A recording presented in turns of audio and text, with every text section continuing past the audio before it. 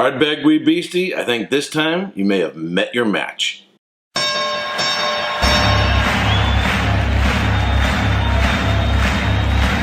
Ladies and gentlemen, welcome to the main event.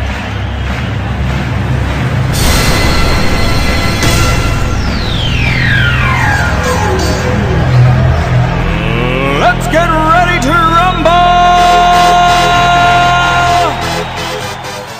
Welcome to another episode of Erik Wait Whiskey Studies, and this is round 2 in the competition in which we put Ardbeg 5-year-old Wee Beastie to the test.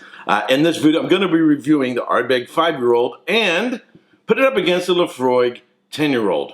Now, the Ardbeg 5-year-old was aged for 5 years in ex-bourbon and ex-Oloroso sherry cask, bottled at 47.4% alcohol by volume, and sells for anywhere between $45 and $55 in the United States. The Laphroaig 10-year-old was aged for 10 years in ex-bourbon cask, bottled at 43% alcohol by volume, and sells for anywhere between $38 and $50 in the United States. Now, in the United States, we get the Laphroaig 10 at 43%. In the UK and Europe, tend to get it in the 40% alcohol by volume, and I have noticed the prices come down in a lot of markets just a couple dollars. It used to be $40 up, now I'm starting to see actually a little bit cheaper at $38. And if you go to some of your larger package stores, you know, the warehouse type stores, you may find it for even less than that. I have seen it, although not advertised online, for as low as $36. All right, let's get into this. So visually, the Ardbeg 5-year-old Wee Beastie has that sort of straw lime green color, whereas the Laphroaig 10-year-old has a sort of copper color, a little bit of a bronze going on there. On the nose, the Ardbeg's youth is very, very apparent. The fruit character is apple, melon, lemon, and lime, a little bit of tropical, perhaps a little bit of pineapple.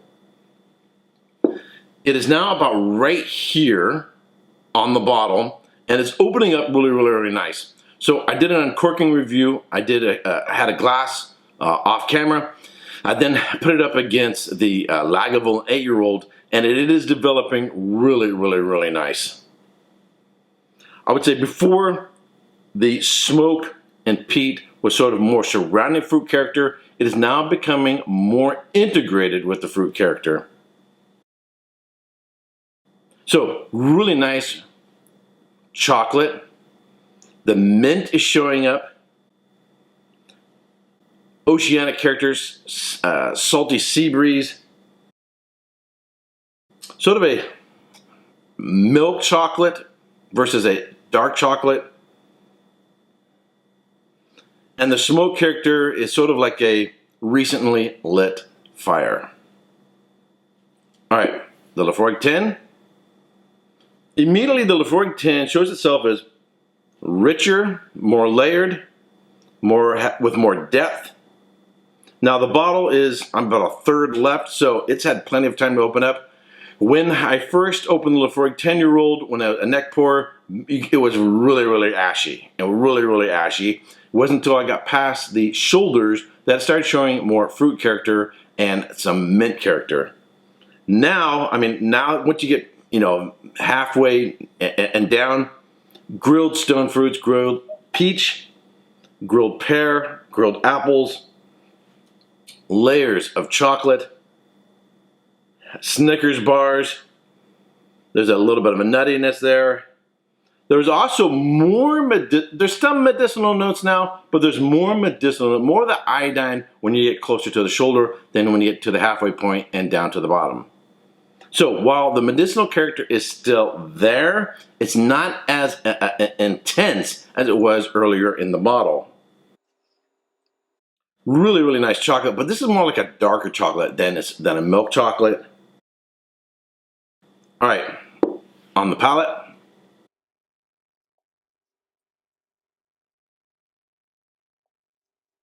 Right up front, the green fruit notes. Green apple, lemon and lime, melon, and a tropical character like pineapple. The smoke is much more integrated than it was before. As I said before, on the nose, it was much more like it was surrounding the fruit. Now it's becoming much more integrated. And really, in my opinion, it's improving a lot as it continues to open up. There's still that mint character in the background. So there's not a lot of development, not a lot of change from the front to the middle and to the finish, other than there's that nice mint, sort of a York's peppermint patty showing up on the back end. So at the center of it probably is the biggest punch of fruit, and then that starts to fade a little bit, and what really sticks around is a nice chocolate, mint, and if you could see it right now, it's almost as if smoke is coming out of my mouth right now. All right, on the Laphroaig 10.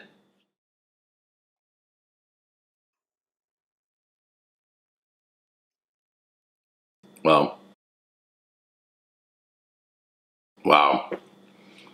First, I want to say, I kind of wish I was doing a more recently opened Laphroaig 10. In one sense, it's really not a fair competition. A bottle that's been open for, say, a week versus a bottle that's I've been open for over a year. Because I have a very distinct memory of what the Laphroaig 10 was like when I first opened it up. Right now, man, it is so rich. It is so layered. They're the grilled stone fruits, peach. There's some pear going on there. Maybe even a little bit of some apple, and maybe even a little apricot. The chocolate is really, really rich. It's like a melted Snickers bar. There's a mint character. It reminds me of a York's peppermint patty that shows up on the back end.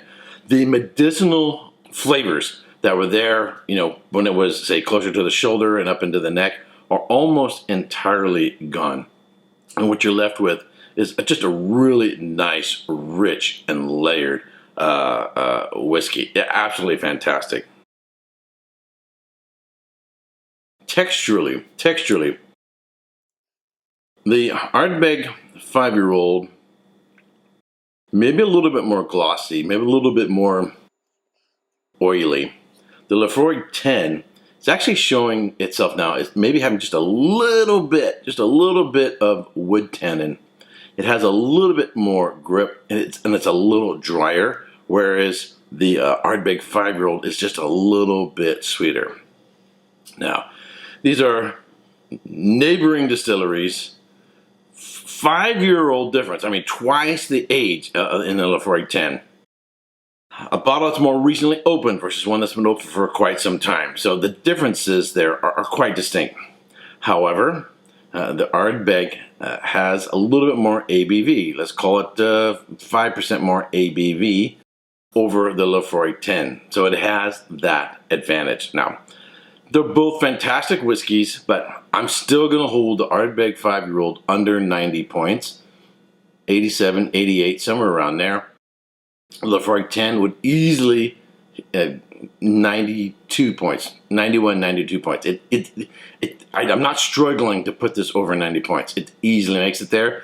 I would have difficulty justifying putting the Ardbeg 5-year-old over 90 points, mostly because of the nature of the development. It doesn't have the layers of complexity going from the front to the middle and into the finish. And this is a completely subjective preference, I like the richness of the Laphroaig 10. I like the depth and sort of darker character, which is only going to come with age, of the Laphroaig 10. But price-wise, for the most part, the Wee Beastie cost just a little bit more, but I would, in a heartbeat, would spend a couple extra dollars if I needed to buy the Laphroaig. But in some markets, the Laphroaig 10 is actually a cheaper bottle than the Ardbeg 5. So again, I would recommend the Laphroaig 10-year-old, an absolutely fantastic whiskey. Alrighty, if you have tried these both, I want to hear your impressions. Let me know which one that you prefer. If you're one of my patrons, I want to thank you so much for joining my Patreon group, for being a supporter of the channel. If you like my videos, you like my content, I'm going to ask you to please subscribe to my channel, give this video a thumbs up, and share it with your friends on Facebook, Twitter, and other social networking channels. And until next time, cheers. Hey, don't forget to subscribe and check out these other whiskey videos.